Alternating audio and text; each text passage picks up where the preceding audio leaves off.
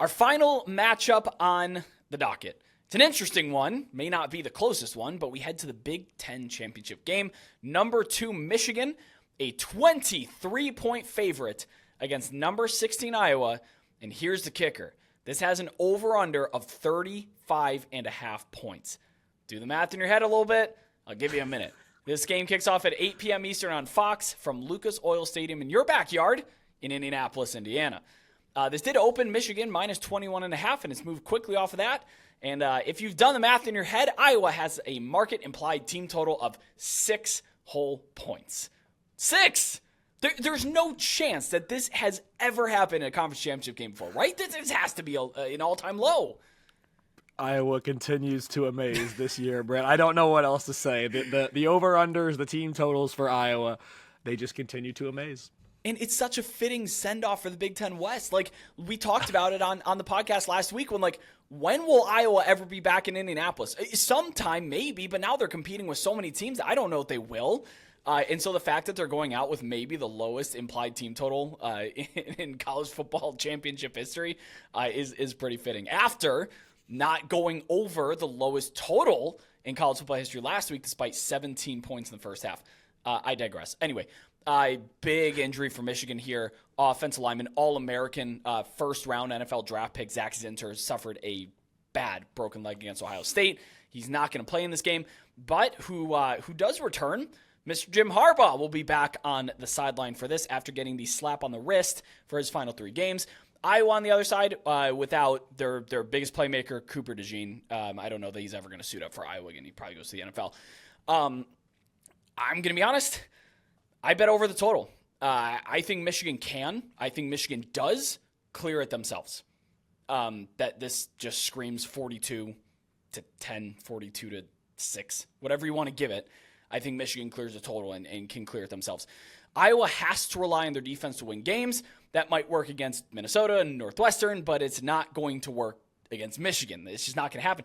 Penn State cleared Iowa 31-0 with DeJean in the lineup, and Penn State's offense isn't that great. They're pretty inefficient. And then, of course, the added chance for Iowa to score comes defensively and with special teams, but Michigan didn't turn the ball over, ever. So they're not going to be getting many opportunities to be able to score on the defensive side of the ball. Michigan also just crushed Iowa and Indianapolis in 2021, and that, in my opinion, was a worse Michigan team and a better Iowa team, at least on offense. Rather than a revenge game, this to me kind of is like a Iowa knows what's coming game, rather than we need to get back at Michigan for this. And there's no team more motivated in the country right now than the Michigan Wolverines. Of all the conference title games, this one to me is the biggest mismatch. I would go as far as to say it's lopsided.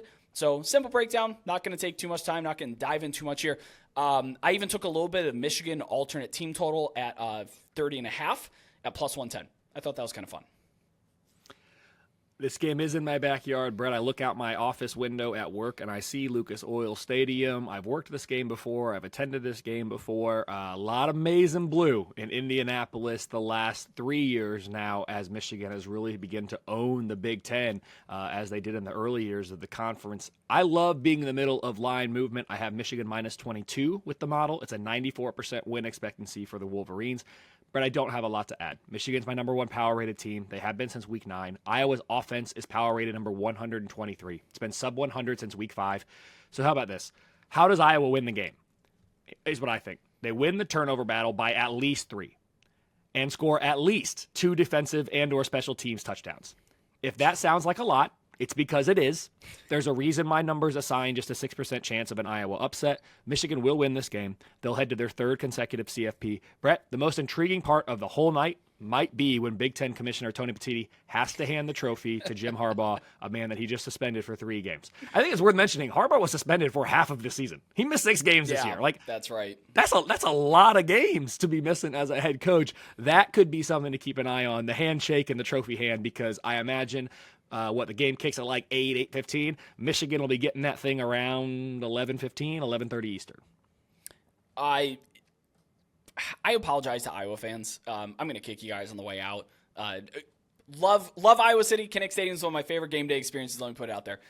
I was last in the country in yards per game, behind Kent State, behind East Carolina, behind Eastern, behind Akron, Navy, Ball State. I was last.